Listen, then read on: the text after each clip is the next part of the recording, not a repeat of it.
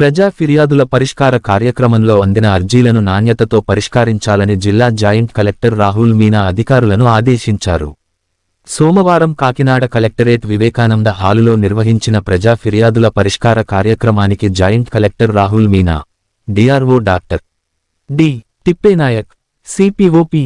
Trinath, housing PD NVV Satyanarayana, DPM SDC Lavanya హాజరై ప్రజల నుంచి వినతులు స్వీకరించారు.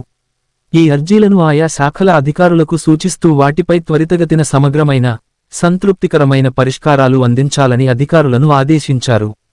రెవెన్యూ, పింఛన్ల మంజూరు, ఉద్యోగ ఉపాధి అవకాశాలు, టిడ్కో గృహాలు, ఇళ్ల స్థలాలు, భూమి వివరాలు ఆన్లైన్లో నమోదు, ఆక్రమణలు తొలగింపు, డ్రైన్, కాలువల్లో పూడిక తొలగింపు, పారిశుద్ధ్యం, సదరం సర్టిఫికేట్ మంజూరు వంటి అంశాలకు చెందిన 534 అర్జీలు అందాయి.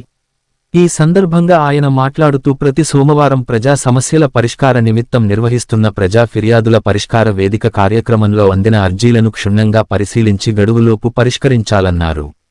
పరిష్కరించిన అర్జీల వివరాలు ఎప్పటికప్పుడు ఆన్లైన్లో నమోదు చేయాలని జేసీ రాహుల్ మీనా అధికారులను ఆదేశించారు.